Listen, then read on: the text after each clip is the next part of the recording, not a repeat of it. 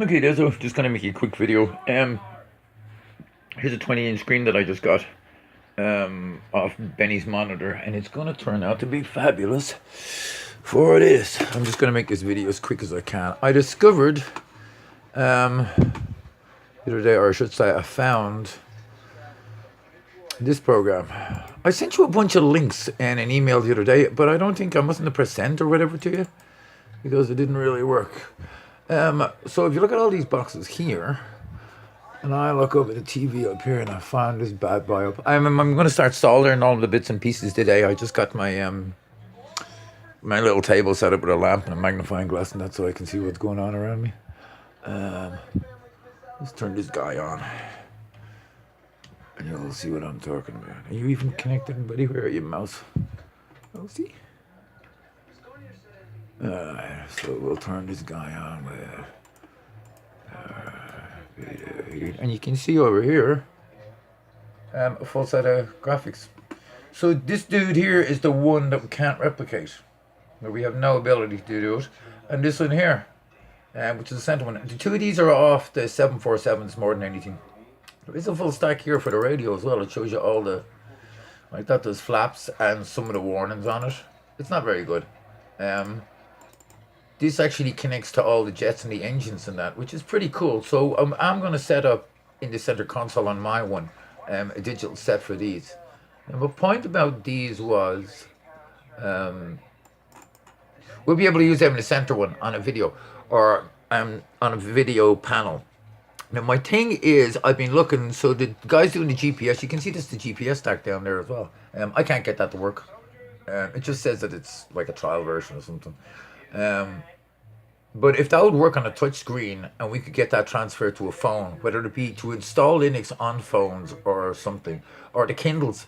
There's a couple of dudes out there that have done the software already for these three radios here on a Mega. But you have to go and buy a monitor, and it seems like you're building the whole thing from the start. They also do them on the GPS, which is very cool. But from what I'm looking at, the guy was spending $140 on the 5-inch screen alone. So that's why I'm thinking there's got to be some way around this that we can get the Kindles or something else working. I'm not going to worry about it because it's really nothing to do with us. It's for people who are building the fun things, but we're just doing the panels. And like I said, I'm going to start the radio stack. I'm delighted about the radio button thing as well. There's a couple of GUIs that are out there that I've found the other day, but I seem to have lost them. That will actually do... that seem to be able to write. I know that most of them seem to be for Flight Simulator, but they've got a button system on them that writes the Arduino code. You were asking about the settings up here where you can't find them. You know, if you don't have a full version, you might not have all of these options. This is what I'm thinking. So, like in your settings in here, like this is the joystick and equipment. This is where it gets vast. Like if I go in for keys in here. So these are the keys.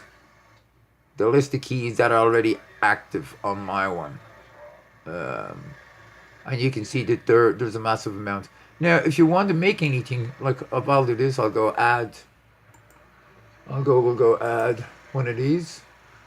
I don't know why we're not seeing. Normally it gives me a huge choice here of what I'm adding. I don't know why I'm not getting that. Let me see if it's up here. Oh, maybe I have to pick it. Give me a second. It's been a while since I did any of these. So these are all just keybounds. So like this one is not set. So now it gives me the list of everything. So there's everything that you can do in operations alone. You can see the choices you get into operations. These are just igniters on the engines. You can see here you can get into that. So I guess some planes have massive amounts of them. And you can see in that, like, that's everything. There's the different lights that are in there, spotlights and switches. So this is why we will run a couple of the nanos just on straight keys. Even if it's an extra one, just to act as an extra keyboard in there. And then we run all the pushes and everything else off ones. But this is a much better, much simpler system, especially if we can get it working. We still have to get the encoders and that working at some stage because there's actually maybe 12 encoders in total on a whole dashboard when it's finished that we really should be able to get to work. I'm going to give you a call in a few minutes and I'll talk to you. But what I'm going to do is X-Plane 11 is out as well, so it's buggy as hell and don't run on my laptop. But in the next couple of weeks, I'll give you my key for my X-Plane 10.